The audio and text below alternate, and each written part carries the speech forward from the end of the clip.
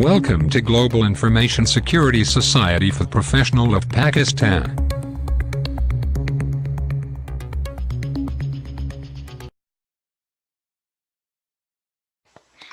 Assalamu alaikum everyone, and I hope everyone will have a good time today. Today is April the 27th and we are going to start our second session of the security architecture and engineering domain, which is the domain 3 of the CISSP.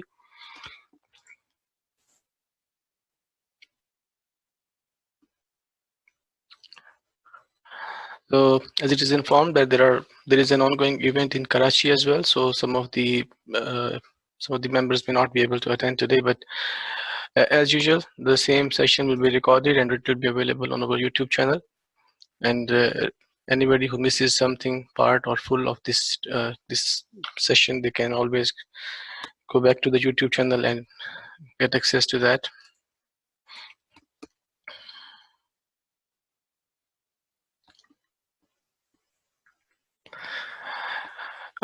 There's a request from Ikra to discuss defense in depth. I wish I could do that today, but today actually we have a very packed session, and it's a long session. It's part 2 and it has a lot of things to cover and we have very limited time. I'll see if at the end we could do something on that. I will try. So let's start with our session today. This is me, Imran Hashim, and this is the information available for me. You can always contact me privately on my phone number, on my LinkedIn profile, or on the Gmail. So we have a YouTube channel. You are always encouraged to visit that and have a look at the content over there, which is ever growing. It's a real good tribute to the GISPP for bringing such quality content to the people from Pakistan, and that also as a free of cost things, and inshallah it will keep growing, and at the end we will have something at hand which will be a very good thing for everybody. We have already covered the first 2 domains and the first part of the third domain as well. So today we'll start with the cryptography, which is 3.9. So as it shows, there are only 3 parts remaining. Actually, there are 2 parts in general. So one is the cryptography and the other one is the physical security. So we'll see how both of them will go ahead today. Cryptography is the main part of the lecture today, and we'll cover most of that today. So that's the actual content of the session. First of all, let's talk about the cryptography. What cryptography is. In general, or in a nutshell, the cryptography is a secret writing. It's the art of writing secretly. The purpose is that if you are sending something over a medium to the other side and somebody gets access to that, or you are storing some data locally or somewhere on the disk or somewhere physically, and you want that the data which is stored, it should stay secure and nobody should be able to access this data, and even if they do, they will not be able to make a meaning of their data. That is called the cryptography. So you ensure that the data is scrambled and it is in a non-usable mode, and if somebody wants to use it, they have to first of all bring it back to the normal mode or normal operation, and then after that they'll be able to get meaning of their data. So the purpose for that is obviously confidentiality. So you want to ensure that the people who really need access to that data, they should be able to access that, whether the data is in transit or it is it is at rest.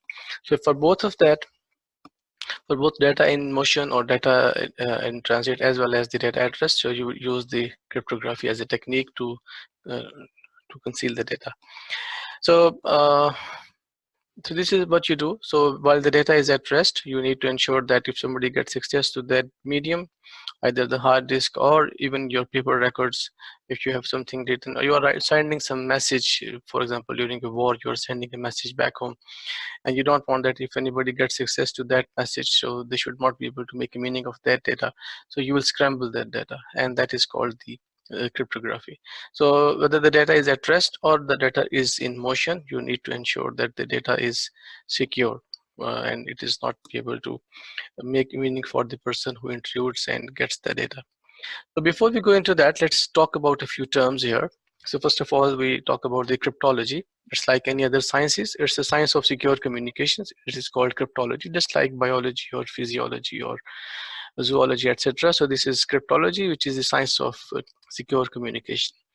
And the cryptography is the art of creating messages whose meaning is hidden. And cryptanalysis is the science of breaking these encrypted messages without the key. So this is the reverse of cryptography. So if you know the key, for example, you know the method how the data has been encrypted, and you know how the method how the data will be decrypted, so you are not doing the cryptanalysis, you are doing the decryption. But if you don't know the method and you try to get access to the actual data or the actual message hidden between in the data, then you are doing the cryptanalysis. And the crypto system is a system, a product that provides the encryption and decryption mechanism together. So it's a complete system that provides you both encryption and decryption. Another term that we use is cipher or algorithm. Both of them are interchangeable. So it's a set of rules which are used to encrypt the data. So the cipher or the algorithm, it tells how the data will be scrambled, how the data will be converted in to make sure that it is not usable. So another term that we use is plain text. Plain text is the unencrypted message, or the actual message, or the actual data that you have that you want to encrypt, that you want to secure, that you want to put some restrictions on. And encryption is the conversion of the plain text to the ciphertext. So here we are using another term which is called ciphertext. So ciphertext is the scrambled data. So once you apply encryption on your plain text, it becomes ciphertext. And then the decryption is the reverse of the encryption. It converts the ciphertext to the plain text. So these are a few terms. So a few more terms are here. So there is another thing called cryptography. So it can provide some essential security services within that. And it can be used to provide confidentiality. So which means that the data is visible only to the intended recipients. And data integrity, it means that the data has not been altered or changed while it is stored or it is in the motion. So after some time, if you access the data, you need to ensure that it is the same data which has been stored initially, which was sent initially from the source to the destination. Cryptography can also be used for authentication. For example, it can ensure that the person who sent this data is the real person. It is not from somebody else who is faking the identity of the person who is sending. So that is the purpose for a cryptography. So it can provide you authentication. The cryptography can also provide you a non-repudiation. So non-repudiation is to ensure that if somebody sends some information and later on he claims that he did not send, so that is the non-repudiation. So the cryptography can work on that also to ensure that when somebody sends it, it's really the same person who sent it, and he cannot claim that it wasn't him. So it was somebody else, so he cannot be blamed for that. So cryptography can provide you this service also. So there's an important note here. So it does not directly provide the availability. So cryptography, you cannot use it for availability. So for availability, you need to do something else. So as we see earlier, we have three facets of the security: confidentiality, integrity, and availability. So the cryptography will provide you C and I, but not the A. How do you ensure that the data that you have encrypted is really strong and the person who wants to access the data is not able to do that, or it will take some time for that? So first of all, let's talk about the work factor. So work factor is the time which is needed to decrypt the data from the actually encrypted data without the key. So that is the work factor. So depending on the length of the data, which is, or the type of the cipher which is applied, or type of the algorithm it is used, the work factor could be different, as well as the type of systems that you are using for decrypting the data or forcing the decryption.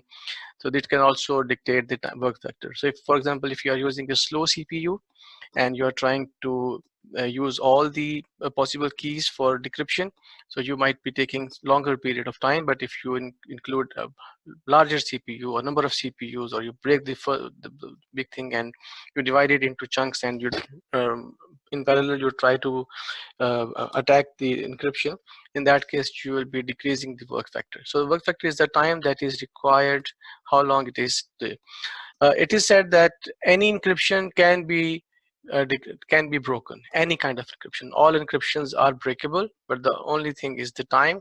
So some encryptions can be broken in smaller period of time, and some of them will take larger times. Times could be in minutes, seconds, days, weeks, months, years, hundreds of years, thousands of hundreds of years.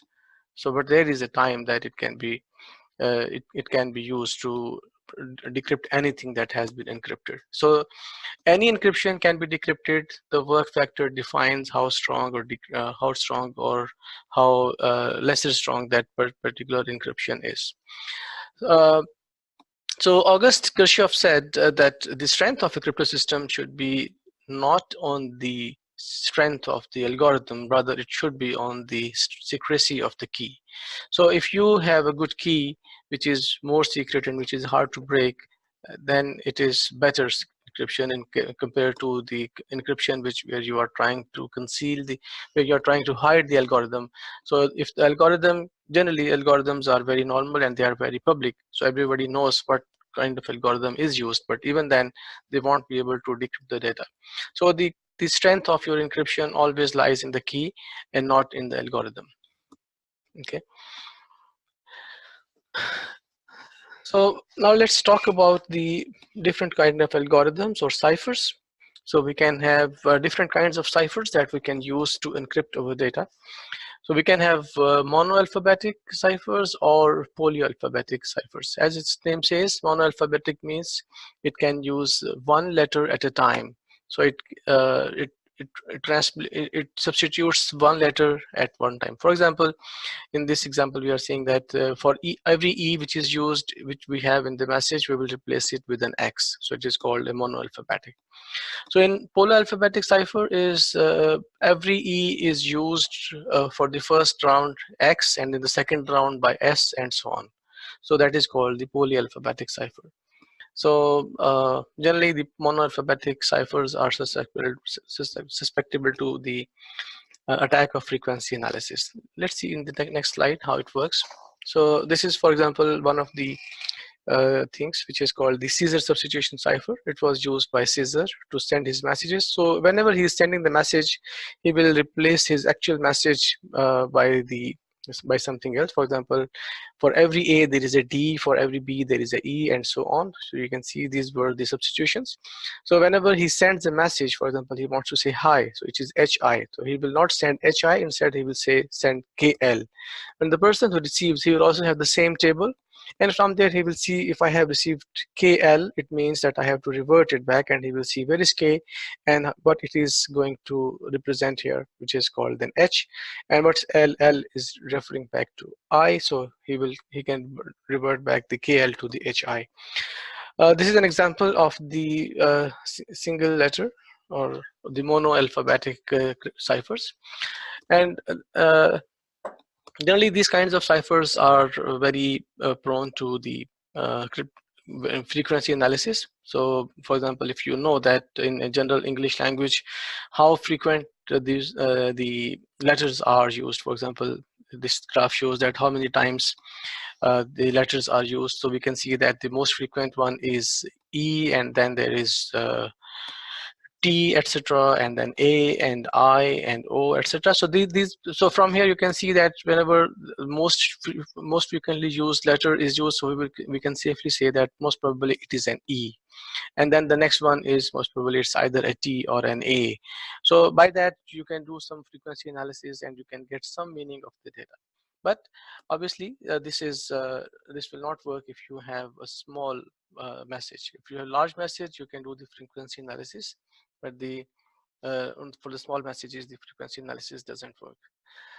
Another example of the poly-alphabetic cipher is this Vigenere cipher. So in this you can see that we have columns and rows. In the columns we have all the alphabets, in the rows we have all the alphabets, so it's a full table. And we can see that against every letter there are full set of the alphabets available. So here what you have is, first of all, you will see you will get a crypto code. So that code will be used to do the analysis. So first of all, you will get the code So based on the code, you will break your actual message into the lengths of codes. For example, in this case, we are seeing that crypto is the code. So it means that there are 6 letters to be made bunches of. So whatever your message is, you will bring that message into crypto. And in this you will see that every time you will bring your letters under that particular words. So that way you will substitute the letters from the table, and that's how you will get that. And when you send the message to the other side, you also need to send the code also. So they will use the same code to decrypt that. For example, the same message is, for example, hi. So hi refers here to the first 2 letters, which is C and R. So under C we'll see what is H. H refers to J in under C, and the I is under R. Under R, when we see the letter I, it refers to Z. So we'll send the 2 characters J and Z, and when the other party, they will receive J and Z, so they will take it on the from the table, and under J they will put C, and they will also say the same thing. So that way they will be able to decrypt the message. So for the longer messages, again, they will be able to do that. So these are a few of things which previously they were used for manual encryption things. They could be good for a normal message which is being sent, and then which is received by the person, and then they decrypt that.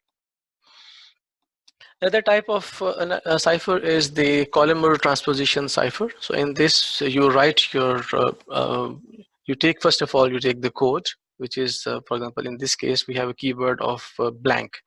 So we write the word blank, and under that we write our message in the columns. So we write here, for example, meet me on the bridge now. So this is the message that I'm sending, and for every space I have replaced the spaces with X's and Y's. You can put some other things also. So I have the message which is meet me under on the bridge now, and I have a but my keyword is blank. So I will see that my blank in my keyword, let's sort it out on the alphabets. So my first alphabet in this is A, so I put that EYHIN. This is my first ciphertext. Then there is B, which is MMXBE. Then there is L, which is then there is K, sorry, then which is X and YGW. Then there is L, which is EETRX, and in the end we have N, which is TOEGO. So I sent the message EYHIN, etc., which is received on the other side. They will write the same message in the columns, and then they will, when they will receive my secret keyword, which is blank, so they will sort them in the same way. So they will write the first one under the first letter, and the second one under the second letter, etc. And that's how they will be able to decrypt the message and receive that. So this is where the ciphertext is written in vertical columns, and then it is reverted back, and from the horizontal rows we can receive the message actually. Before we go into the actual usage of the encryption, let's take a function which you must have already studied in your graduation, which is exclusive OR. Exclusive OR is a function which is used for binary digits. So with the binary digits, you can have a 0 and 1. So you can see that if you do the 0 XOR 0, the result is 0. 0 XOR 1 is 1. 1 XOR 0 is 0. 1 XOR 1 is 1. So it means that all the similar letters, if both of them are similar, the result is 0. Both of them are different, the result is 1. So generally this function is used because it is all in the computing environment. In the computing you have the bits, and each bit is then converted from one letter to the other. So that conversions are used with the XOR function. So we'll use that in the coming slides. So that's why I put it here. So I hope everybody knows about this function. So this is an example. So for example, we have this plain text which is in the form of 110 0010 1011, etc. So then I have a key which is of the same length as my plain text, so which is 1100, etc. So when I do the XOR, so I can see 1 and 1 XOR 1, because they are same, I get a 0. So I get the ciphertext as 0. 1 and 1 0. 1 0 is 1. 0 0 is again 0 here. So that's how I got the ciphertext. So if you do the same thing, if you put, now you have the ciphertext on the right side after you do the XOR function. If you put the same key under the ciphertext and do the XOR function with the same ciphertext, you will revert back to the plain text that you have sent. So this is an example of how you can encrypt your data. So you have a data, then you have a key, you do the XOR function, you get the ciphertext. When you do the same XOR function on the same ciphertext, you get the plain text back. So this is the usage of XOR function for the purpose of encrypting your data.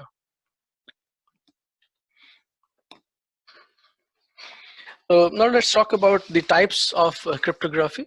So we have different kinds of cryptographies. So there are generally two types of cryptography, and another one is the hashing function or the message digest. So we can have a cryptography where the same key is used for encryption as well as decryption. And there is asymmetric cryptography, in which the key for encryption is different than the key for decryption, but they have to be related to each other. So there has to be a pair of keys, so they will work in pairs. So one key is used for encryption and the other is used for decryption, and vice versa. So the same key, if you want, you can use that for encryption as well as for decryption. So you can have only one key for encryption, and there will be only one corresponding key for the decryption of the data. And the third one is the hashing, where you process your text in such a way that it returns a unique text which is of a certain length, no matter how long your actual text is, but the message digest or the hashing output is of a fixed length, so which will be unique for that. So we'll see them all one by one here, and we'll see details for that. So first of all, the cryptography in the terms of symmetric cryptography. So which is also called this secret key cryptography, because your whole strength of your cryptography is lying in the secret key, the key that you are using for encryption as well as the decryption, because the same key is used for encryption as well as decryption. So the key is the most important thing here. So you must have a different way of sharing the key between the parties. So if the key is compromised, your whole encryption will be compromised. So as long as you can secure your key, or you can put some security on the key, or you can put some controls on the secrecy of the key, that then your encryption is in a good shape. So in symmetric key cryptography, you use the same key for encryption as well as for decryption. So you use the same key, just like in the lock. So you can use the same key for locking as well as unlocking a lock of the door. So it is a similar kind of a thing. So in this, the actual part is your actual strength is your key. So this can be of two types. So you can have the stream cipher or the block cipher. In the stream cipher, you take one bit at a time and you encrypt that. And in the block cipher, you take a block of bits, for example, 8 or 16 or any other number, 56, 64, 128, 256. Number of bits are taken at one time, and those are then converted from plain text to the ciphertext. And similarly, when it goes reverse, so they are called the from ciphertext to the plain text. So example of that is, for example, DES, which uses 56 bits for data encryption, and for example 128, 192 or 256 bits for the AES, which is the advanced encryption standard. So we'll study them all in the coming slides. If your key length is 1, so that block cipher will always also be called as the stream cipher. So how do you ensure that the data that you are sending, which you are encrypting, is not prone to the access by the unintended person? So you do a few techniques to ensure that the person who is looking at your encrypted data, he will not be able to make a meaning of that. So for that, you need two techniques. One is called diffusion and the other is called confusion. So in the confusion, so each character of the ciphertext should depend on several parts of the key. So it doesn't mean that if the same character is encrypted every time, it results in the same output. So this could be one time it's different, the other time it may be different, so that you are not prone to the frequency analysis attacks. And the other technique that you use is the diffusion. So it means that the change, if you change the character in the plain text, then several characters of the ciphertext should be changed. So similarly, if you change the character of the ciphertext, then several characters of the plain text should be changed. So this will ensure that if they know part of the key or part of the plain text or part of the ciphertext, they won't be able to relate it to the actual data, and they won't be able to use that to guess what the remaining part of the data is. So these two techniques are used. So you use different S boxes and P boxes, which is substitution products of or transpositions, to ensure that then. So you do a number of substitutions or transpositions to ensure that the data is jumbled and scrambled as much as possible. Sometimes you do 2 substitutions or 10 or 16 or 12. So in the later slides, we'll see how different kinds of ciphers are using the substitutions to ensure that the encryption is more strong. Another term that we use is the initialization vectors. So generally, if you have the same key to encrypt the data in the blocks, for example, you have a block of 64 bits and you are encrypting it. So if one part of the plain text or the ciphertext is known to the person who is encrypting it, who is decrypting it, in that case, he will be able to decrypt the data. He will be able to understand the whole remaining part of the data.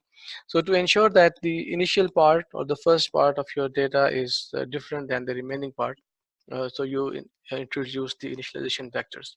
So the IV or the initialization vector is used at the start of the encryption to encrypt the first block of the data, and the remaining block of the data is encrypted by your actual key. So it should be used to ensure the distinct ciphertext are produced even when the same plain text is encrypted multiple times independently with the same key. So this is the main purpose of the initialization vector. So generally, if for one of the attacker can send the same text multiple times, or send the multiple texts to the system, and from there he's getting the ciphertext to guess what kind of patterns are there. So to remove those patterns, you introduce the initialization vectors. So block ciphers have one or more block sizes, but during transformation the block size is always fixed. Okay. Now let's talk about the implementation of the symmetric key in cryptography. So one of the implementation or usage of the symmetric key cryptography is the DES, or data encryption standard. So this was the first standard which uses the data encryption algorithm, and it was designed by IBM. It was based on their old Lucifer symmetric cipher. So it uses 64-bit block size in 16 rounds. So there are 16 encryptions, or 16 times it does the transpositions to make sure the data is scrambled as much as possible. And it uses a 56-bit actual key, and there is 8-bit parity key which is part of that. So it uses a 64-bit key. So the actual key length is 56. So DES operates in one of these 5 modes. So DES can have 5 different modes. So ECB or CBC or CFB or OFB or CTR. So so these are different modes which are implementing the DES. So they can be they are different because of many different reasons. One of them could be, some of them have block streamed, and some of them are using the initialization vectors, some of them don't. Some of them they propagate errors over the data, some of them they don't, and etc. So based on that, let's see how these 5 different modes of DES works. The DES was implemented. So the first implementation was the electronic codebook, which is the simplest implementation. So in that, you take the plain text, you apply the key, and you get the ciphertext. So you get the same block sizes all through the data. So let's suppose you have 512 bits of your data, and you are implementing a 64-bit key. So you will see you will have 8 chunks of data. So you will have 8 chunks of plain text and 8 chunks of ciphertext, each of them distinct, different from each other, no dependence from each other. If you get the key, you will do the reverse of that, which means that it's a very straightforward thing. It is fast. It will give you the fast results and the same results every time. So the other method is the cipher block chaining. So as it shows, there is the word chain. So it means that all the blocks are interconnected with each other. So which makes the word chain.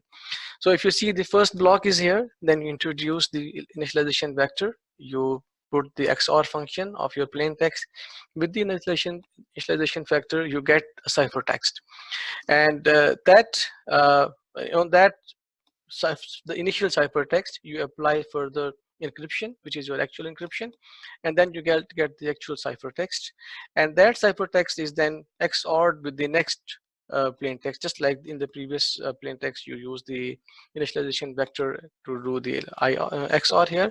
So in the second round, you do the previous ciphertext as the XOR function of that, and then you apply the encryption on that, and then you get the second ciphertext. Then you take the second ciphertext, and then you use it to do the XOR with the plain text of the third block, etc., and so on. When you are decrypting it, you do the reverse of that. So as you see, it is changed. So it means that if there is any error at any place, it will be propagated all through the data. And it means that as a benefit is that because it is chaining, so there will be no patterns here. So if you know one part of the plain text, you don't know what was the previous ciphertext. So which means that your encryption will be more stronger here. So the third one is the feedback mode. So in here, if you see here, first of all, instead of taking the data, you take the initialization vector, and then you do the encryption of the vector, and then you do an XOR function of that encrypted initialization vector, and then you get the ciphertext. And that ciphertext is then used as an input for the next block. And in the next block, you use that ciphertext, you apply the encryption on that, you do the XOR with the plain text, and then you get the ciphertext, and so on. If you see here, you are taking the ciphertext as an input for the next one, which is called the Cipher Feedback mode. And then there is the third one, the fourth one, which is the output feedback mode. In that, before you do the XOR with the actual data, or let's take it from this beginning. So you take the initialization vector, you apply the cipher on that. So the output is with you. Then you send this output as a next, and then you take the same output and do the XOR function with the plain text, then you get the ciphertext. So as you are seeing that there is the data has been sent to the next block before it is XORed with the plain text. So the errors will not propagate here because they are not touching the plain text anyhow. So this way you will ensure that the data is encrypted and the patterns are not visible to the person who is trying to get access to that. And the last one is the counter mode, and it is it's the counter mode. In this, again, each block is taken as separate, and there is no feedback or no chaining done here. So, but instead of taking the same initialization vector, you put the vectors as a counter. So there is first in the initialization vector, then you add one number to that, you get the next initialization vector, and so on, and then you apply the encryption on the IV, and then you do the XOR function with the plain text, and then that's how you get the ciphertext. Again, here, if you see, because there is no chaining, so the errors do not propagate into this. So this is called the counter mode. This is a summary of all these modes. So we have ECB, CBC, CFB, OFB, and CTR. So the first two are the block mode, and the last three are the stream modes because they take one character at a time. The ECB does not have initialization vector, but the remaining four, they all have the initialization vector. And in the ECB, OFB, CTR, there is no error propagation, but in the CBC and CFB, there is error propagation. DES was initially the standard for the American Army, etc., and the NIST was also using this. But in 1977, a supercomputer of that time was made, which is necessarily a normal computer of these days, but at that time it took them $20 million to make a computer of that day. And that was used to break the DES. So what do you mean by breaking the DES? Breaking the DES means that you need to have all the codes. You have to try all the codes, which is 2 to the power 56 codes, which is a huge number.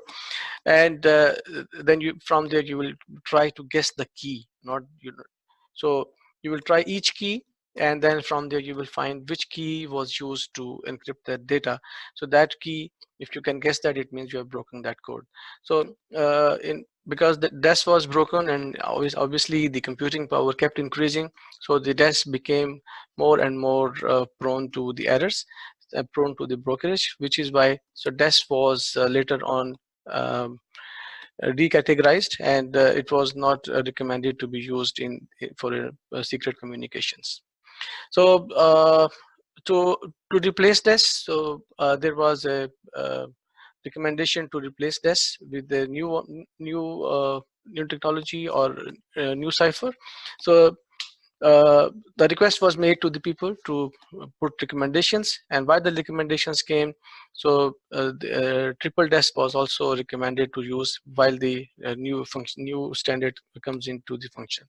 So in the triple DES, you use the same DES but in 3 different features. So you can use the encryption, decryption, and encryption.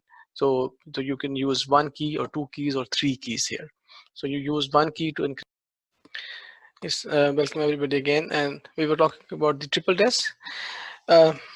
Triple DES or 3DES. Triple DES was the immediate replacement for DES. The purpose was that because 56-bit keys are not strong enough, so if you use 2 keys, so the key length will be 112. If you use 3 keys, the key length will be 168. So obviously, the more keys means the more number of patterns or number of possibilities are there. It means the key is more stronger.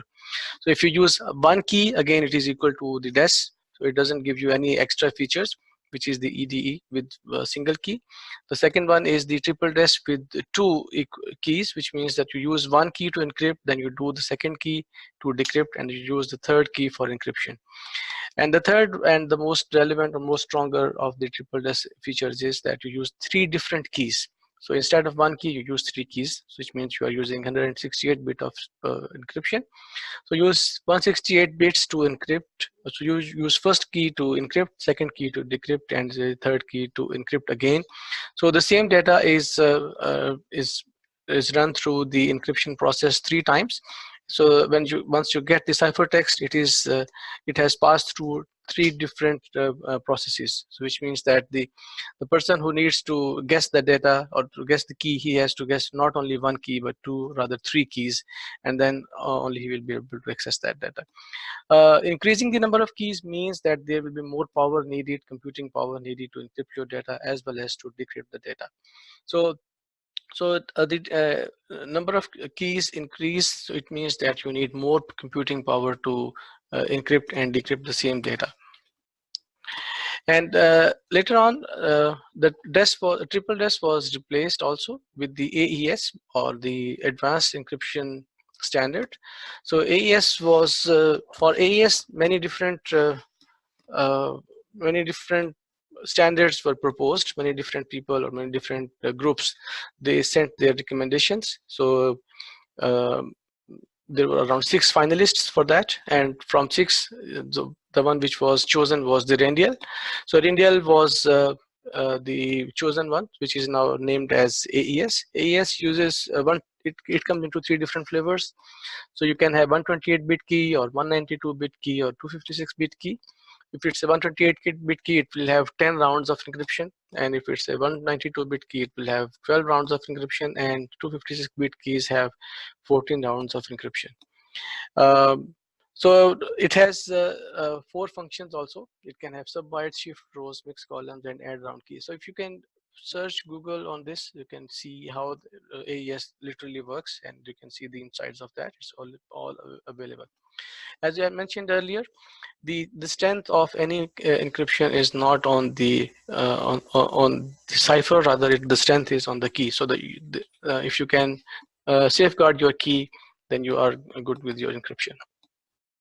So some other functions, some other standards that you can use for symmetric key are the Blowfish and Twofish. So Blowfish uses 32 to 448-bit keys, and Twofish was another AES finalist, so it also uses 128 bit through 156 keys to encrypt your data.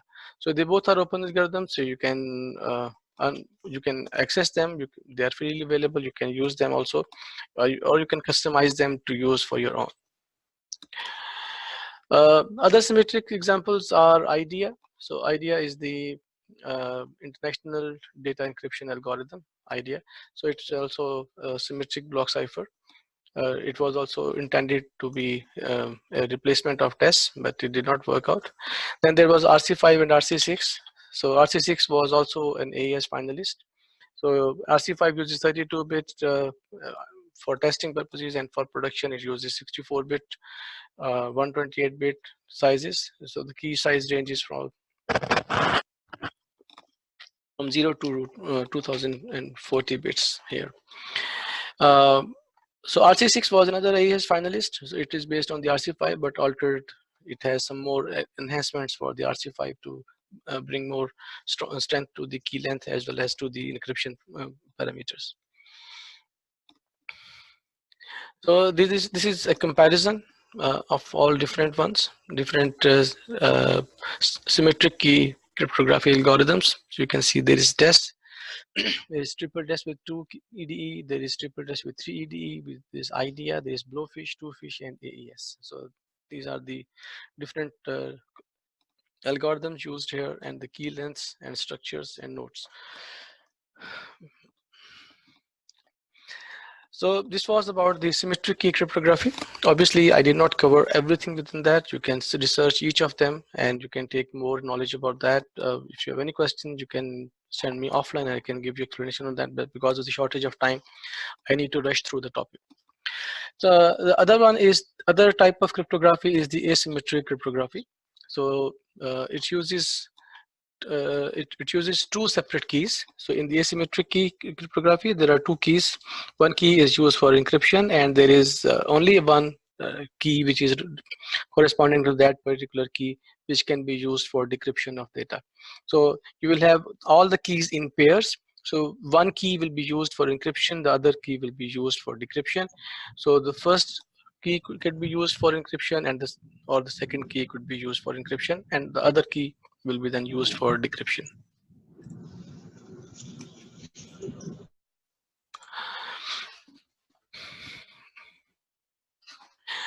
Okay, so this also means that you can have the keys will be in pairs. So it will be private key and the public key.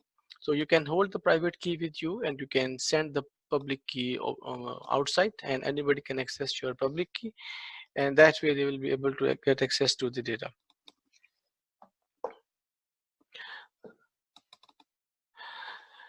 Asymmetric key uses one-way functions or trapdoors to ensure that the same key is not used to decrypt the data. So generally, if you use it in a normal man's language, if you can use one key for encryption, or you can use one key to lock a key, to apply a lock on the lock, then you should be able to use the same key to unlock it, but it doesn't work in the digital world. In the digital world, you apply a key with the mathematical function, and then you have to have a reverse function to get the data back. So you can have 2 different techniques for that. One of them is called factoring of prime numbers, which means that, for example, if you have 2 prime numbers, you can multiply them and get a number. For example, you have a prime number of 7 and the other prime number is 11. You can multiply both of them, and then you can see the result is 77. But in this is for understanding only. But in the actual functions, you use very large prime numbers. Like in this example, you have 6,269 and 7,883. So you have these 2 large numbers. So by multiplying them and getting a result is an easy function. You can use any calculator and multiply them and get a number. But if you want to get a reverse of 49,418,527, is the product of which 2 numbers? You don't know which are those 2. So now this is the strength of the asymmetric key. So you can go one way, but you cannot go the same you cannot use the same path to come back. Then you need to some other function to bring back that. So factoring prime number is one way of the asymmetric key cryptography. The other function is the discrete algorithms. So it's the same kind of thing, but in a different way. For example, 10 to the power something is, you can find anything. For example, you can say 10 to the power 2 is 100. But how about getting this, that 90 is 10's which power? So this is the function which that you will use to get that, which is also called the discrete logarithm. So the logarithm is used, these discrete logarithms are used to ensure that the reverse process is not easy, or reverse process is not available as a straightforward thing, unless you have a proper decryption mechanisms available. Okay, so the problem here is always the secret key distribution. Like in the symmetric key cryptography, we say that the strength of your encryption is always within the strength of your key. So if your key is compromised, then your whole encryption is compromised. So how do you ensure your key is safe? But if you are sending the data, should you send your key also with the same data? It means that if the person is reading your data, or he is accessing your data, or he is listening to whatever you are transferring from one node to the other, he will also have access to the key also. So it means that the problem always lies with the distribution of the key that you have. As we mentioned earlier, because the symmetric key cryptography is straightforward, you can use it for encrypting large amounts of data. So for example, you have gigabytes and terabytes of data, and then you want to encrypt, or you have large amounts of data that you have to encrypt. You can use the symmetric key cryptography to encrypt that. And then you can use the asymmetric key to transmit the key. So the keys are not sent as the symmetric key cryptography, so they are not sent as the same channel that you are using for encrypting the data. So asymmetric key can help you send the keys in a secure way.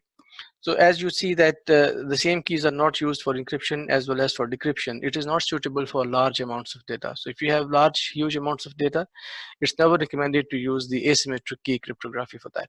So asymmetric keys cryptography is generally used to ensure that the certificates, or the digital signatures, or the digital hash digests, so they are transferred from one place to the other. Any questions?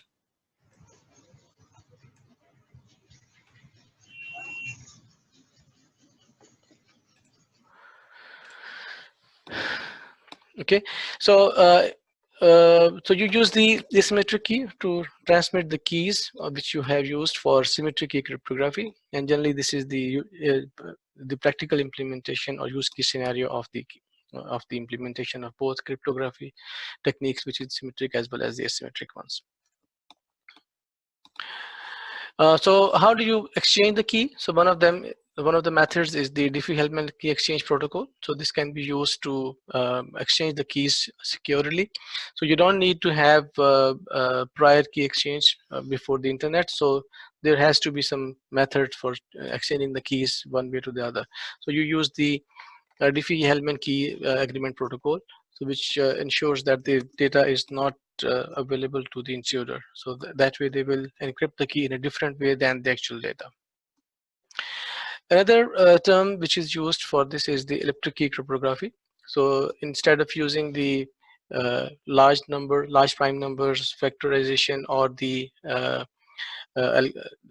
logarithms, you can use the elliptic key cryptography, which can be used if you have ever seen the elliptic curves. So elliptic curves are, if you put them in the graph, so then you can find that which 2 points relate to each other, and from those points you derive how the functions are used to encrypt the data. And because in the elliptic curves, so you see that the curve is always symmetric. So it means that the either it is symmetric on the x-axis or the y-axis, and then obviously there, for every point on one side of the elliptic curve, there is a corresponding other point on the other side. So for those using two different points, distinct points, so one point is used for encryption, the other is used for decryption. So you can always search for Google, and you can see how these ECC and the other functions can be used in details. So ECC generally was used by ElGamal. We'll see that in the next coming slides.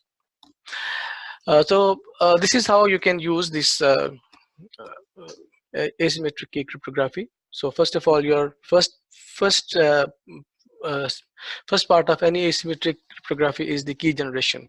So as I mentioned earlier, so the keys are always generated in pairs. There has to be a public key as well as a private key. So private key is always held with the principal, the user or the process that owns it, and they will ensure that this data is not shared with anyone else. And then there is a public key which could be always available outside, but that creates another problem. How do you ensure that the public keys are available in one secure place and nobody is changing them? So that is another problem, which is called the public key store. So the public key store contains the data about the public keys of all the people in that particular system. Let's take this example here. You have two people, Alice and Bob. So they both have private keys which is owned by them, but they place their public keys in the public key store. So if Bob tries to access the public key of Elise, he can always get access to the public key store, and from there he can get the public key of Elise. And similarly, if Elise wants to get the public key of Bob, she can also access the public key store and get the data from there about the public key of the principal Bob. But the problem here is that, okay, let's see how it works here before we go to the problem. Let's see how it works. So you can use the asymmetric keys for confidentiality. It means that the data should not be read other than the intended recipient. Let's suppose Elise wants to transmit some data to Bob, and she wants to ensure that the data when she sends should be only read by Bob. If somebody else wants to have access to that data, he will not be able to get access to that. So for that, what we'll do, Elise will have the data. She will get access to the public key store. From there, she will grab the public key of Bob. She will encrypt the data of that she wants to transmit using the public key of Bob. Now she gets the data which is ciphertext. She can send this data over any insecure transmission medium. If anybody gets access to that, they will get access to the scrambled data only. And because they do not have the private key of Bob, they will not be able to decrypt that data. Now, when the data is received by Bob and he has his private key, he will be able to use his private key to decrypt that data and get access to the actual data. So this way, Elise has ensured that the data is transferred to Bob without anybody else seeing that in that. And Bob also knows that because only I have the private key of this data of my pair, and Elise has used my public key to encrypt the data, nobody other than me has seen this data. So that way you ensure the confidentiality. So whenever you need to ensure the confidentiality of the data, you take the public key of the recipient, encrypt your data with that, and send it over. The recipient will use his or her private key to decrypt the data and get access to the plain text. You can also use the asymmetric key for authentication. Authentication means that you need to ensure that the person who is sending is the real same person, not somebody else. So somebody else is not spoofing or not impersonating the person who is sending it. So in this case, for example, Elise is sending a message and Bob needs to ensure that the message is really sent from Elise. So what will be the process? In this case, Elise will have the text. She will take her private key and she will encrypt the data. Now we have the ciphertext, which is encrypted by Elise's key. Although anybody can access this data and use Elise's public key to decrypt that, and because Elise might be sending this data to everyone, not only to Bob. Maybe she is sending an announcement.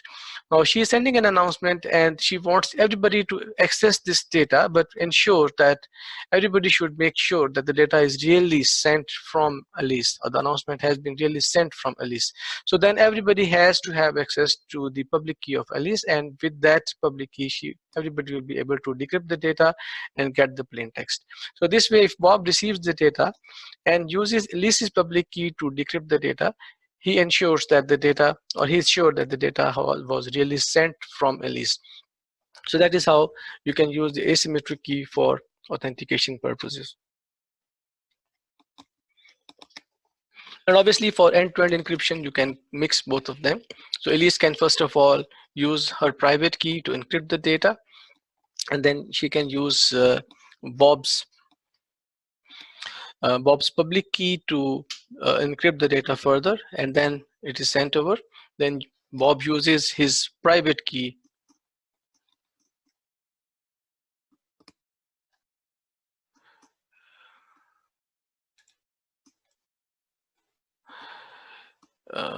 guys, please do not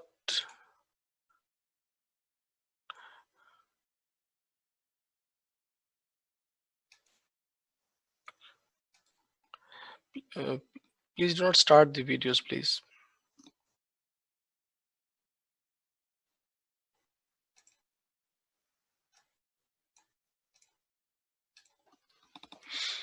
Okay, so Elise can use her private key to encrypt the data, and then use Bob's public key to encrypt the data further.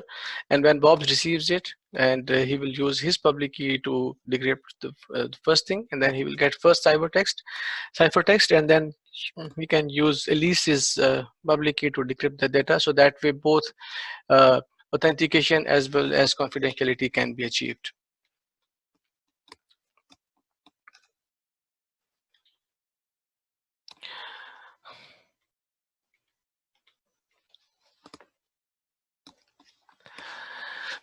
So the implementation of asymmetric crypto systems is, first of all, it was implemented by RSA. RSA is the first letters of Rivest, Shamir, and Eldman. So they were the ones who implemented this in 1977. So it was the first implementation. Even now it is used. So later on, it was found that Clifford Cox, he was the English mathematician, he had developed a declared system, but it was not declassified until 1997. But he made it in 1973. So it's a coincidence that the both of the functions are used. So RSA is one of the systems which implements the asymmetric key cryptography. You can also have these days RSA keys, which are the keys available, which can be used to find the key and the output of that.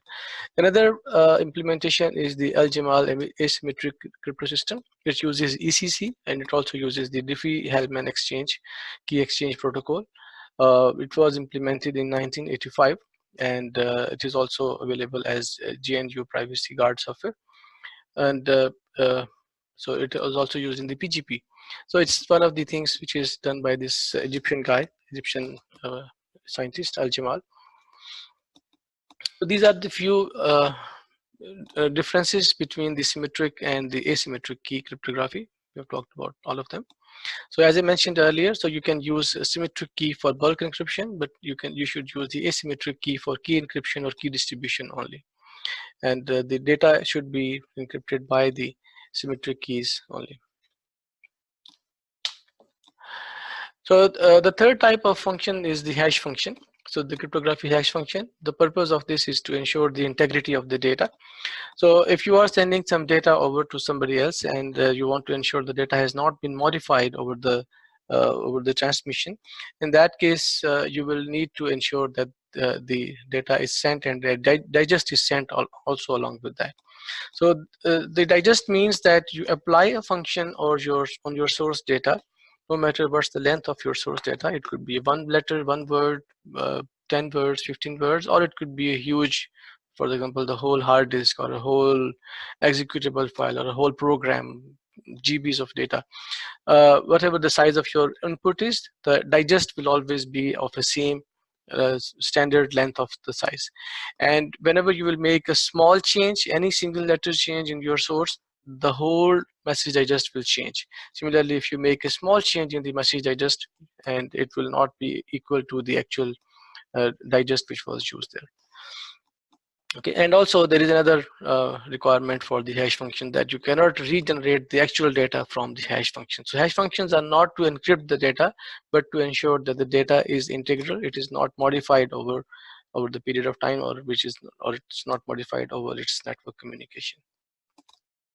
So for example, this is an example here. So you can see there are inputs, and then you put the function, and then you get the digest. So you see for all the different kinds of inputs, the digest is same.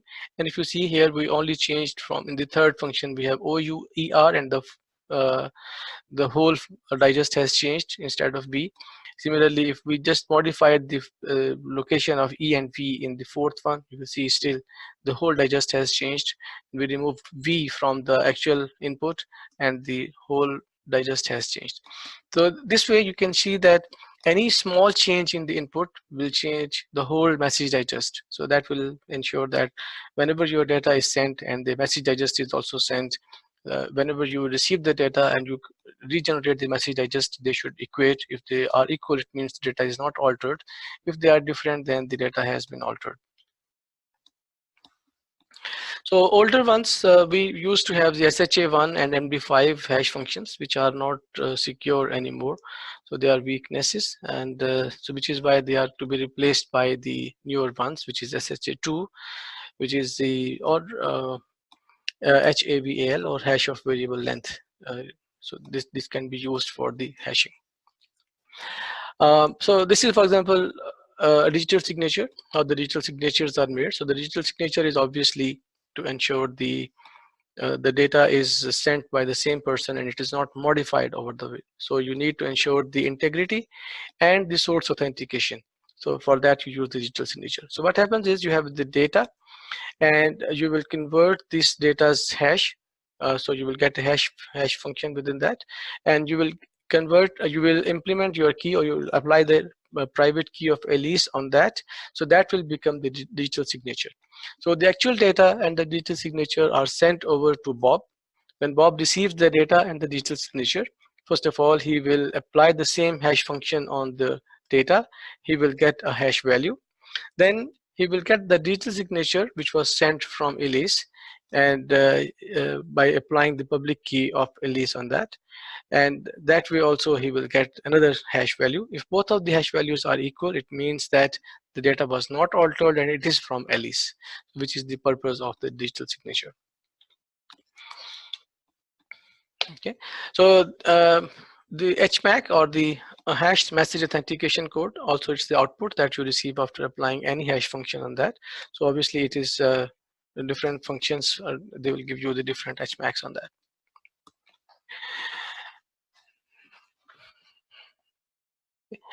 It's the same way as the digital signature, but in this way you ensure the integrity and the origin authentication.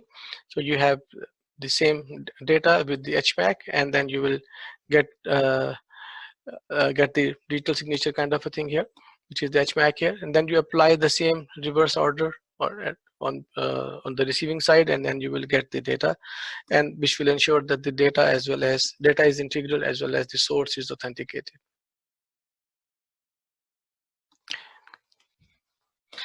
Now let's see a few issues or the attacks that can be done on the cryptography functions. So which is called the cryptanalysis. So we can have first of all, there is brute force key attacks. So brute force attack means that you try all the possible keys in the key space. So the key space are all the possible keys that can be made for that length. Okay, so you try each of them one by one, whichever function is tried, and once you get the right key applied, you will get the data. The other attack is the non-plain text. So if you have the non-plain text, you know that this plain text was converted using the key, and then you get the cipher text. From there you try to interrelate with the plain text. So if you can see that this text was translated to convert the data to a cipher text, and you have the cipher text also. Now you try to compare them, and by that you try to guess the key. So that is called the non-plain text method for that. Another one is the chosen plain text. So you don't have the whole plain text, rather you have some part of the plain text that is known to you, and by that you try to decrypt that whole data, or you try to guess the key. So this is the example of the brute force attack. So if you have the key length is 32-bit, so you will take 2 to the power 32, which is 4.3 times 10 to the power 9 number of keys available. So if it is required to decrypt this kind of that, so it will take 2.15 milliseconds. Milliseconds are on today's available computing power. If your key length is 56 bit, it will take 10 hours. If the key length is 128 bits, the key length and the time to decrypt this data, or trying to try all the keys, it will be 5.4 times 10 to the power 18 years.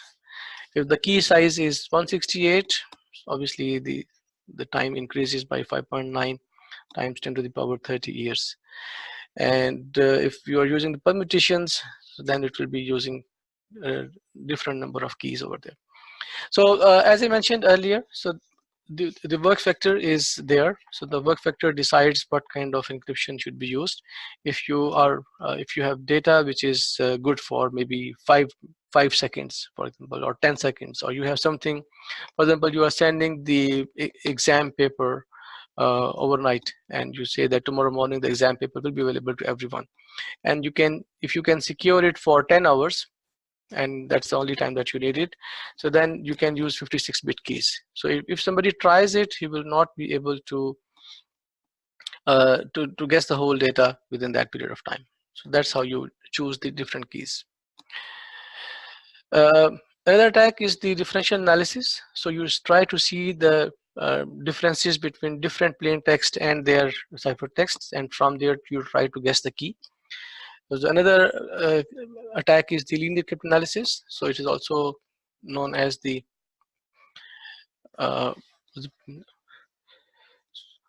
plain text attack. So where the cipher cryptanalysis finds a large amount of plain text with that. So instead of the pairs are studied to derive the information about the key used to create them. So another attack is the side channel attack. Instead of direct attack, you use different other physical features. For example, if you are using a computing environment, you will see how much is the power used on that computing environment to generate this data, or how much time it takes to encrypt this data. So that way they try to guess what's the key length, or what kind of mechanisms are used, what kind of data is in the output, on how many permutations are done, etc. So you can see this by just seeing the system's physical parameters or physical features of the system, so not the actual data. So this is the problem that I mentioned earlier. So who owns the public key?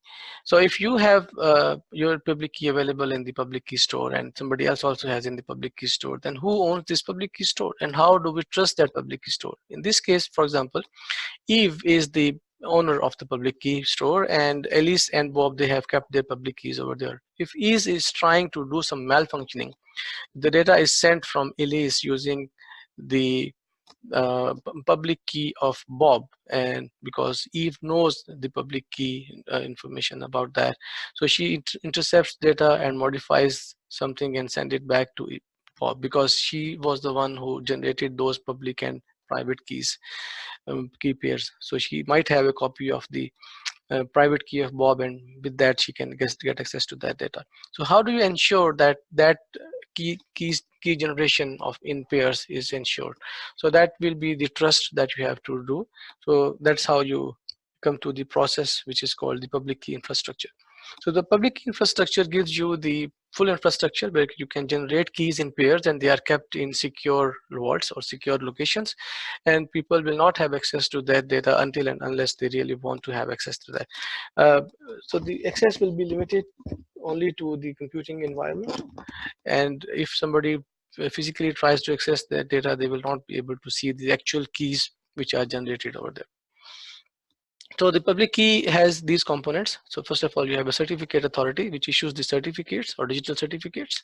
So there is a registration authority which verifies the identity of the users who are requesting it through the information from a CA.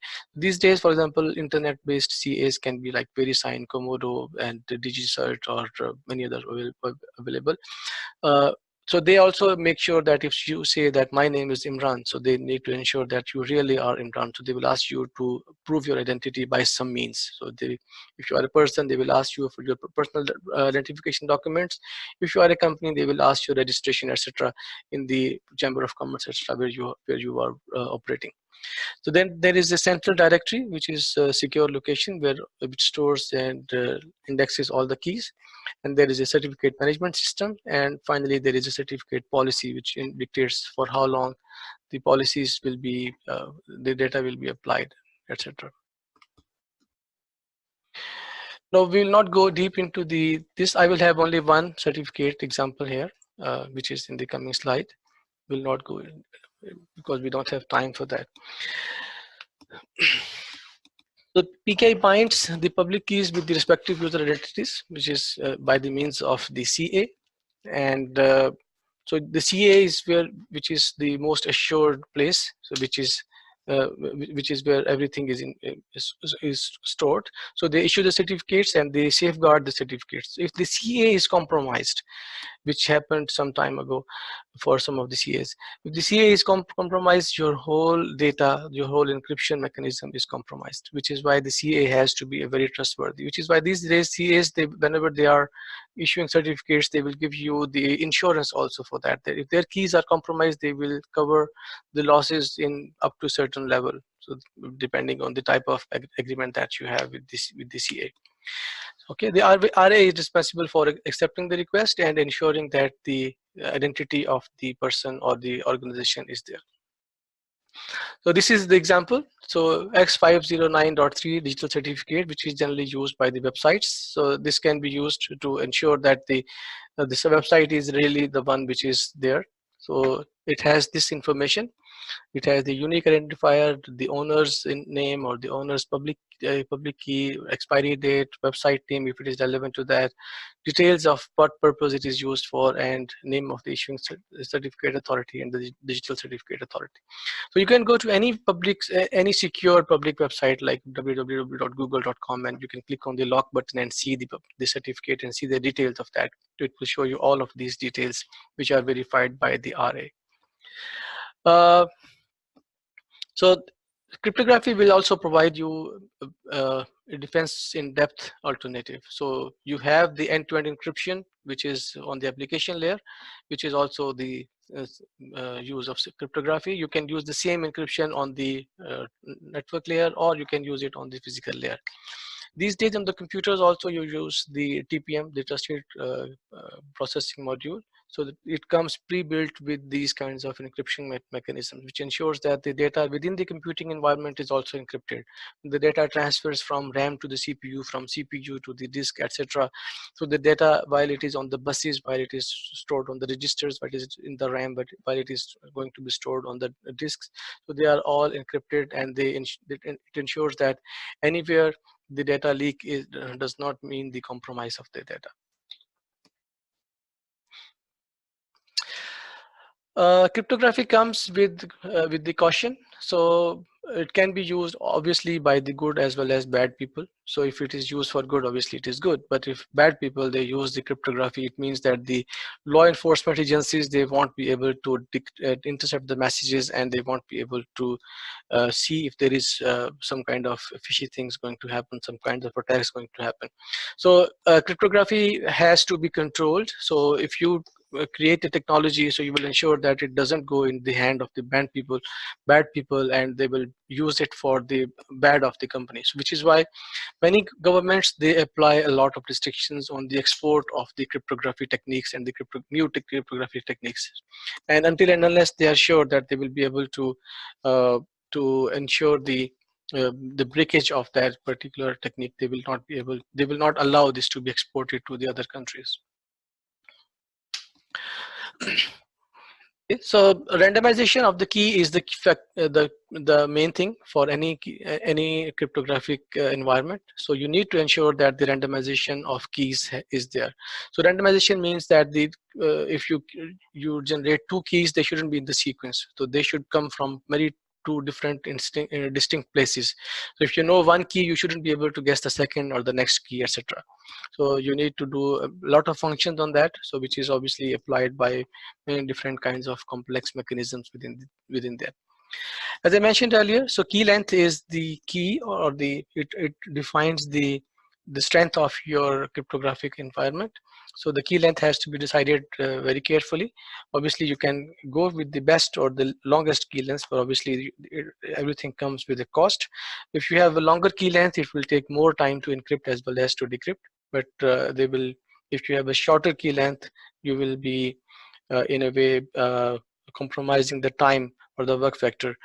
So depending on the environment and the type of data you are encrypting, or the type of security that is required, you will choose the key length on that, or alternatively you will choose the algorithms which are using that particular key length. Another term which is used is key clustering. Key clustering means that if there are two different keys are used to generate the same ciphertext, so then they are known to be a cluster of keys. So generally, if we say that one key is used to encrypt the data in one ciphertext, so the other any other key should not be able to do that. But if two keys result in the same ciphertext, so they are known as the key cluster. So it's a very rare thing, but it can happen. So in brute force attacks also, you may see that key clusters can also result in something else. For example, there are two keys in the key space which result in the same ciphertext for the given text.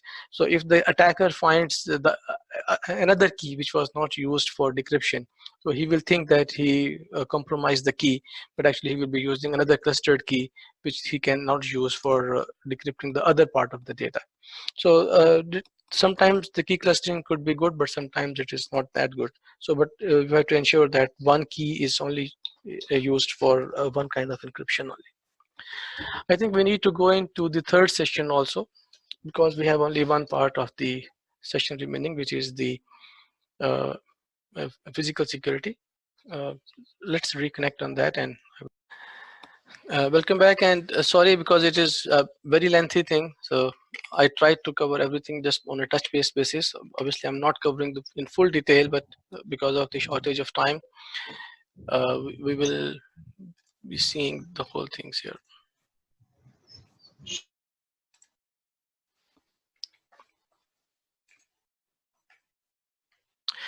Okay, we come to the last part of our domain, which is the physical security. So we'll cover that in one section. How do we apply the physical security principles for the site and facility design, and how we implement these controls there?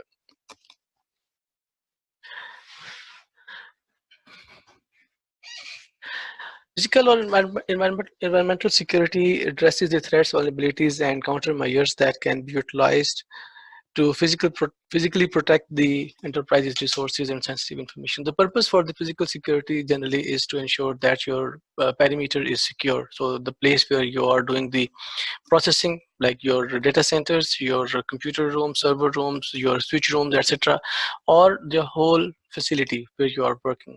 Your whole office, your whole building, your whole facility, your whole campus, or the whole factory, or whatever is that area. So depending on the nature of the area, you will ensure that the physical security, how it is maintained, and how you apply different kinds of security measures to ensure your physical security has been met.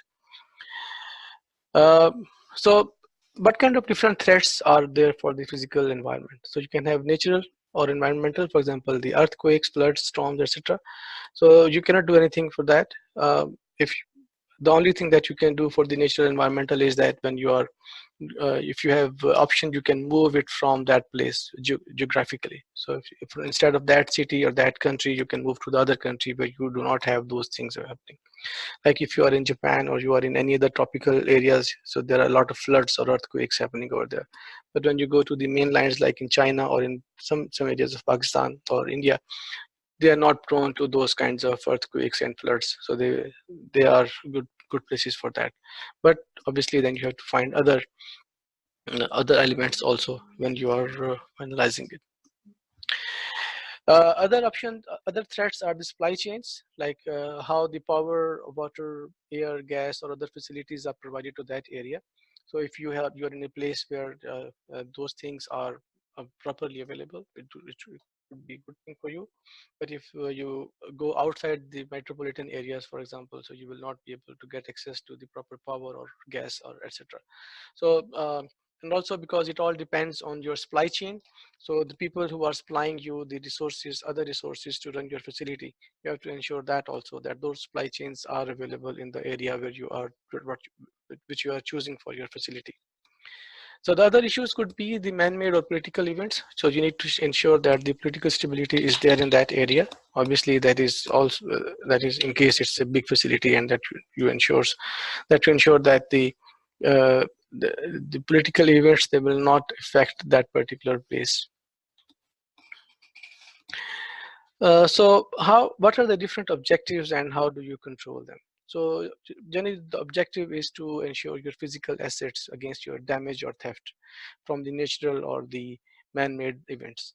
So this is your primary objective for any physical security. So you can have controls which could be administrative controls, you could have technical controls, or you can have physical controls. Administrative controls like your location, your construction, how you construct that, the placement of your security guards, etc., the height, the elevation. So these all are your administrative controls. Then you have the technical controls like how the people will access that, your authentication and the intrusion detection, etc. How do you detect different issues technically, and how do you apply different kinds of techniques for fire or other hazard preventions. And then you can put the physical controls like the building entry points, how do you make them, how to put, what kind of security to be put on the gates, on the windows, on the fences, on top of the roof, or etc. So all of those are the physical controls that we apply. So we use CPTED, which is the crime prevention through environmental design. This is the strategy which is used to, which is a good approach for implementing any physical security mechanism. So you can use CPTED for natural surveillance also, like you can have parking areas which are away from the actual facility to ensure that anybody who parks the car and moves into the data center or your facility, you can see them, somebody can see them, and they can also see what they are bringing with them. Or similarly, you can see that your facility is away from the normal places, so that way naturally the data is available. Or you can have the stairs in such a way that anybody going into the stairs, it is publicly available, anybody can see that. Or you can have your elevators which are transparent, so anybody going in the elevators are visible. So those are the natural surveillance things. Or you can have it next, your facilities next to the park, so you can put benches. So if somebody is sitting on the bench, obviously they are keeping an eye on your facility. So you're not paying anybody, but they are watching your environment. So other technique could be your territorial reinforcement. So your fences, etc. So they are in such a way that they are giving you the physical security for that. You can have some natural access control also. For example, your streets and signs, etc. Your landscape will give you, if you are on a higher location, higher altitude, at the top of a mountain, for example, or at top of some other area. So those will give you the natural views which can be used for physically securing your data. And final thing is that is your architectural elements that you can use for hardening your target. So you can have different kinds of lock doors, different kinds of window locks, different kinds of interior designs, hinges, different kinds of raised floors or false ceilings, or other different technical things that you can ensure that the data which is hosted in that area, or the people working in that area or that facility, they are all secure. So these are the things which I already talked about.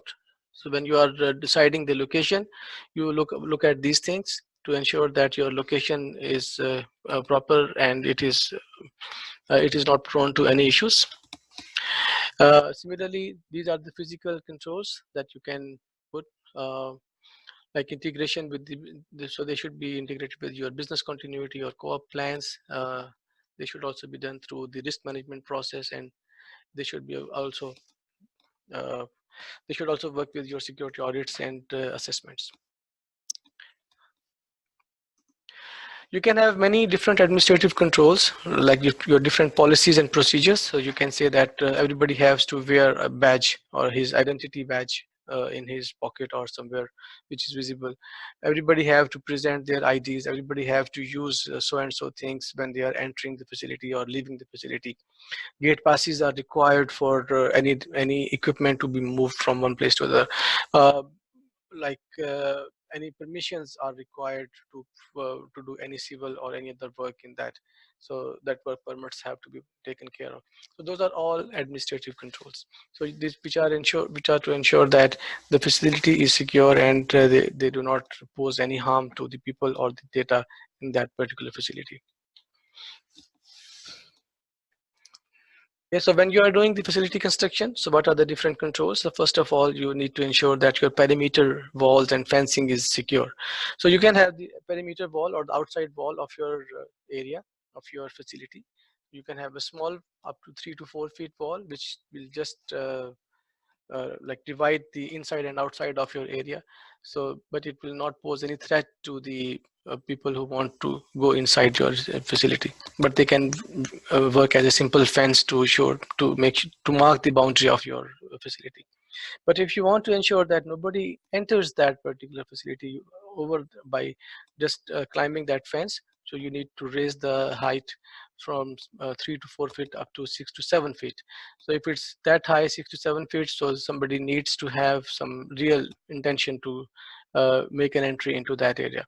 So it is not easy, but obviously if somebody is determined, they can do so. But if you want to ensure that um, the entrance is further secured or more harder, so then you need to put the top guard also within that. So these are a few pictures on that. On the left side, you see the first picture. It's a normal simple fence, so which is a simple deterrence, but if anybody wants, they can simply climb it.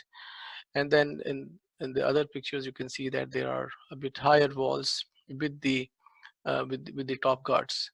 Some of the top guards, they can also have the electricity within that also. If you see the right bottom, you see that there is a warning sign also mentioned over there, which shows that these wires are electrically powered, and if somebody tries to touch them, so they can be shocked with the electricity within that. So it all depends what kind of facility it is and how much security do you want. You will choose the right combination of your outside fence. And the other things are the materials that you are using for walls as well as for the windows and the paints. So you need to ensure that you put enough budget into that. So if you need the walls which are good for normal people, so they can be made by the normal materials. But if you say that you need to have walls which should stand in against somebody tries to come in with their vehicles or some other hard things, so then you need to enforce those walls with more harder materials, and you need to increase the thickness of the walls, and you need to enforce them with steel, etc., to ensure that somebody doesn't just intrude into that. Obviously, all of this has costs, so you need to do the cost benefit analysis whenever you are choosing that. Similarly, when you are choosing the materials for your roofs and floors, so they have to be good enough for that environment. If it is for people, you need to ensure they are people friendly. If it is for the data centers, you need to ensure that they do not pose harm to your equipment which is inside there. Similarly, the paints, etc., that you are using for the environment, they should be according to the ratings that you have. These days, all the ratings are available for different kinds of data center construction, so you can use them for your reference. Lighting is another technique, which is a deterrence. So lighting is a deterrence control for the people who are trying to. So if you have a fence and you have lighting around the fence, so anybody who wants to have access to that particular fence, so they will be able. They have to first of all see that there is light and they could be seen. So it's a deterrence. So they will not try that until and unless they are really determined for that. So you have different kinds of lighting. So you have continuous lighting which stays there, obviously, which is on all the time. You have trip lighting, which is activated when there is somebody tries to access that. It is like with the sensor. So when somebody comes close to the sensor, the light will be on, and when there is no one, the light will be off. Then there is standby lighting. So it is like a continuous, but it is not on at that time. So you can switch them on whenever you need them, or you want to have extra light for that purpose. Then there is emergency lighting, which is switched on whenever there is a need. For example, you have emergency lights in your corridors. So whenever there is power outage, the lights are on, which ensures that the lighting is still there even when there is no normal power available in that. So you can have different kinds of lightings. So there is glare projection and floodlights. Glare projection is like the spotlights. So they are for a specific area. And the floodlights are for the general ones, like you do in the normal grounds, etc. So which is covering the whole big area for that. Another technical control is the entrance protection. So you can have different kinds of entrances for your facility. So these are a few different kinds of entrances. So turnstiles, they are generally at the entrance of the factories, etc. So where one person can go at a time. So you need to have the access card or etc. Some other key, some other means to ensure that you are given access to this, and only one person will pass through the turnstile at one time. So it will prevent the piggybacking. So piggybacking is if somebody uses his authority to enter a facility and he accompanies with that person. So that is the term used for that piggybacking. Like if you open the door and you have the key for the door, so you are opening it and somebody else just accompanies you and enters the building or the door. So they are piggybacking. So turnstile is a good prevention of the piggybacking. So everybody has to have their own ID to enter that. Another entrance style is the man trap. It means that there are two ways. Uh, so routing people through two stationary doorways. So you will enter one door, then it should lock, and then you have to use the other key or other means to enter the second door. So somehow if you break the first lock, then you have to have the second lock also. But if you somehow you enter the first lock and you don't have the key for going outside that lock, so it means you are trapped into that and then you can be caught. So this is the purpose for the man traps. So there are two further techniques which are used. So obviously you have to see the security of the people, which is the topmost agenda for any security policy. So you have to ensure that the people can be evacuated in case there is a problem. So you can have your doors as fail-safe or the fail-secure. Fail-safe means that by default the doors are unlocked. So if in case there is an emergency, all the doors will be unlocked. So they are called fail-safe. And in case there is an emergency and you want all the doors to be locked, generally these are the places, these are for the places where you'd put other mechanisms or other means for securing the people, then you put the doors to be default as locked. So generally this is good for the unmanned facilities. So you put the default. So if there is no power, the doors should be always locked. So, but you have to ensure that there are no people or any other living organisms within that environment which will be harmed with that particular thing. So other techniques can be your locks. So locks can be mechanical or electronic locks. So mechanical locks can come either with the keys or with the combination locks with the numbers. You enter the numbers, with that you open the locks, or they can be magnetic locks, which can be either opened with the magnetic keys or some other means. Electronic keys, they are with the either combined with the some kind of combinations, or which can be also, you can use your RFID badge cards to open them, or you can use your fingerprint or other biometric things to open the electronic locks. For technical controls, you can also have intrusion detection or surveillance systems. So generally, this is not the same intrusion detection that we use in the network environment. This is the intrusion detection as real people or who want to intrude into your environment. So in this, obviously, you need to depend on the sensors.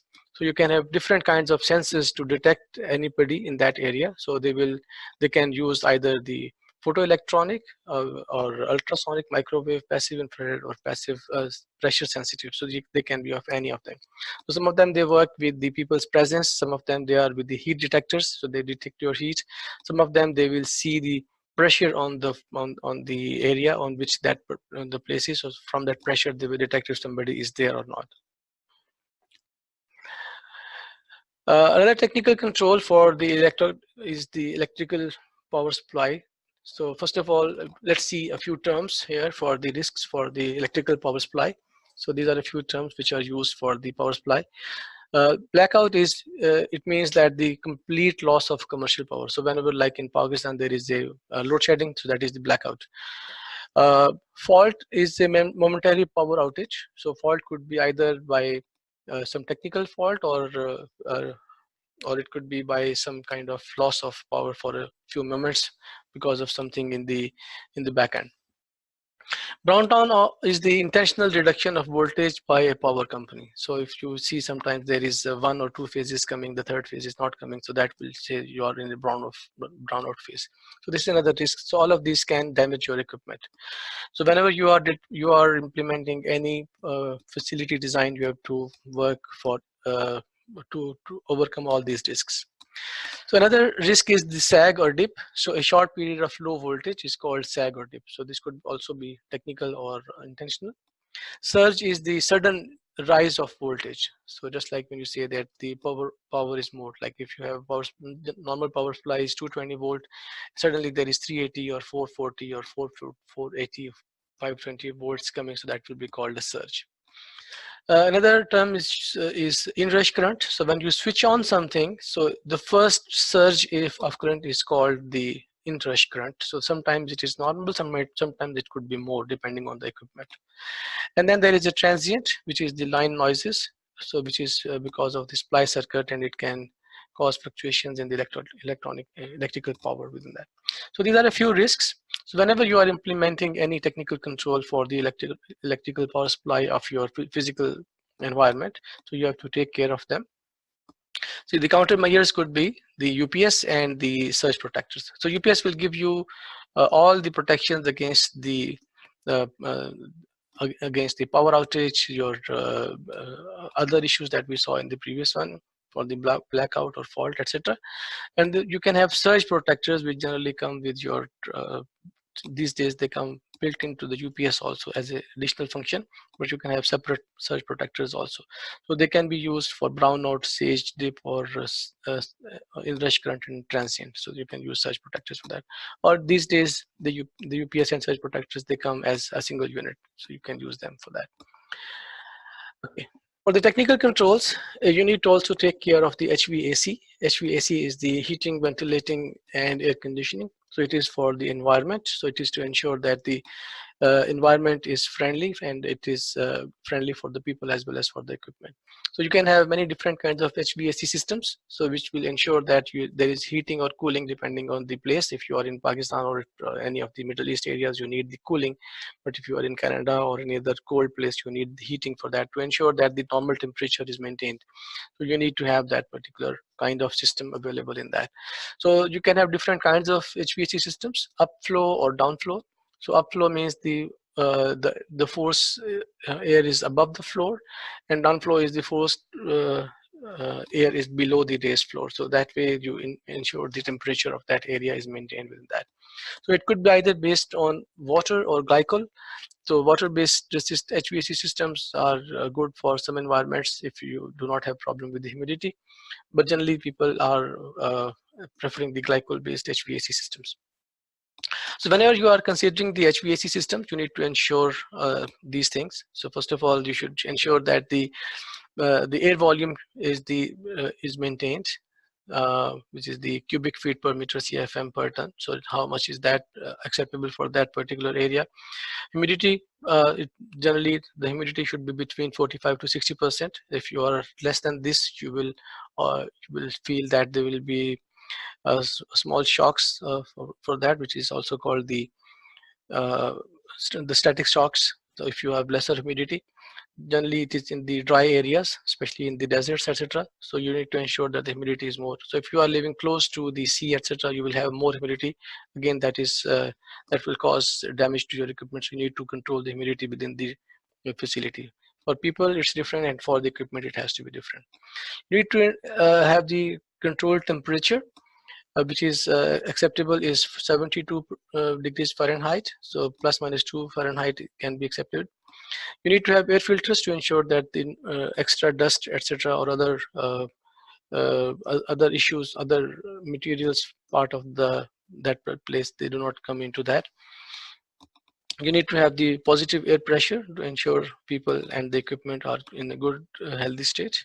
And you also need to ensure the intake vents are protected. So intake vents, if they are not protected, people can inject poisonous gases to your intake vents, and that way your facility can be poisonous, and that could create problems for you.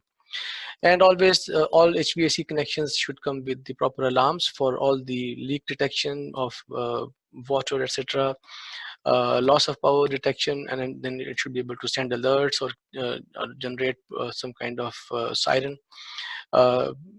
Similarly, whenever there is any change in the temperature, humidity, fire, or smoke detectors, they have to take automatic actions for that. So these are the considerations whenever you are implementing any HVAC for any facility. For the technical controls, we need to have the suppression systems for the fire also. So fires could be of these different kinds. You can have type A fire, or class A fire, class B fire, class C and D and K fires. So class A fires are, so generally whenever you see any fire extinguishers or fire suppression systems, they will tell you what kind of fire system it is and how it works. So if you have a class A fire, it is normal combustibles like your paper or wood, etc. whenever there is fire. So that is class A. So you can use water for extinction of the class A fire. Do not use water for anything other than the class A fires. So class B, C, D and K fires, especially class K fires, they should not be put down by the water. Water is used only and only for class A fires. You can have the class B fires, which could be because of the flammable liquids, like you have petrol or any other oils which are inflamed. So whenever they are inflamed, so you will get the class B fire. For this, you generally have the carbon dioxide or dry powder halon type of the extinguishers are used for putting down the fire for the class B. And then there is class C fire, which is because of the electricity. So the class C also can be put down by the carbon dioxide and the dry powder halon. Do not use water for B and C. Do not use water. That can be dangerous. Okay. Then there is class D fire, which is for the combustible metals. Generally, it is for the industrial areas. You will not see the class D fires or class D fire extinguishers to be used in the normal environments. So they are specifically for the industrial areas where there are some metal alloys which could catch fire and create some issues. And so you will, they are very specific things. Then there are class K fires, which are for the cooking appliances or the kitchens, which is why it is called K. So you need to have specific for the class K fires. So this could be because of the oil, cooking oils, etc. This could be also for the short circuit of your cooking equipment or anything else. In case of class K fire, never use, whether even if you know that it is because of the class A kind of things, do not use water for them. Okay, so for these were the fires, and now you can have the fire suppression systems which will suppress the fires. So fire suppression systems, obviously they work after the fact. It means the fire is already there. Now you need to put down the fire, you need to suppress those fire. So you can use the halon based systems. Halon is a very good fire fighting thing, but it is not recommended to be used. It is 1987. It was proposed to stop using it. So since 1987, halon should be discouraged, although still it is used, but it is discouraged, and because it poses danger to the ozone layer. Another very formally used is the FM200. So it uses the replacement of halon without the ozone depleting chemicals. So it is using the chemicals instead of water for putting down the fire. It has the FM200 gas, which is released in the area where there is a fire, and then it will take care of that. Then there is another one, is the carbon dioxide. As everybody knows that the fire needs oxygen to operate. So if you just remove the oxygen from the area, the fire will be gone. So the carbon dioxide eats the oxygen. So if you have any fire extinguisher which is based on the carbon dioxide, it can put down the fire immediately, but always use with caution. Carbon dioxide based extinguishers are not good for any animals, including humans. So if you have any animals or humans in that area, it is not recommended to use carbon dioxide because this could be lethal for them. It can suffocate people. So these are a few examples of that. On the left, you see this implementation of FM200. So you have the FM200 agents, which are the cylinders of gases, which are the sources of gas for that. And then there is a control panel, which is receiving the signals from the detectors. And it also operates the release of the gas and the quantities of the gas and which nozzles are used for that. So then you see that there are nozzles which are releasing the gas. So see, the red ones are the places where the gas is released, and the blue ones are where the detection is done. And you see, based on the detection, the control panel will send the orders to the FM200 agents or the cylinders to release the gas, which will be released from the nozzle heads. You can implement the FM200 based systems either under the raised floors or above the false ceilings or in the normal data center environment, as well as for the normal places. But normal places, it is not recommended. It is generally a recommended and accepted norm for the data centers. On the right side, you see there is a fire extinguisher, which is based on the CO2 or the carbon dioxide, and you can see that it is for class B. It can also be used for class C, obviously. So you see there are two different kinds of things. If you have a Helen based thing, generally you will see this kind of logo there, which shows that when alarm sounds, vacate room, Helen 1301 being discharged. So whenever there is alarm, evacuate. Do not touch anything, just leave the premise and let the gas do its work for putting down the fire. So in the final two slides, so there is the technical controls for the fire suppression system. So you can have the sprinkler systems also. The sprinkler systems, they come with the different kinds of systems. So they can be wet pipe systems, pre-action or dry pipe fire suppression systems. Wet pipe means that they have water in them all the time. The problem with this is because there is water, so the erosion can happen for the pipes, and obviously after some time the whole system will be may be damaged and you need to replace it quite often. So to overcome that, what you do is you just implement the system, but you do not put water in that. The water is stored in the tank, but it is not released in the pipes. So that is called the pre-action system or the dry pipe system. So in that, the water is stored, and whenever there is a fire, the water is released and then it is sprinkled in that area. So deluge is a fire suppression system in that the water is sent in bulk. So the huge amount of water is sent. Generally, it is good for the people or human areas, the sprinkler systems, like in the bedrooms or in the living rooms or in the factory areas where people are working without the equipments. But if you have equipments or any other electrical items, do not use the water-based systems. So these are not recommended to be used in the data centers or places where you have equipments. You should use something else. That concludes our session for today. If anybody has any questions, I hope it was, I had only 4 participants with me. Thank you very much, guys, for staying for this long session. But this was a lot of things to cover, so that's why it took that much time, and I hope it is worth for that. Again, I have tried to skip a lot of things. You can go into details for that, you can Google for that, you can read the actual book for that, and you will see a lot of other material is available for this. It's a very long domain.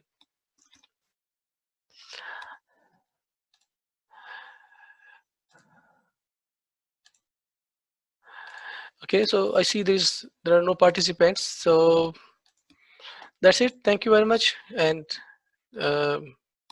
take care. Thank you, Zishan.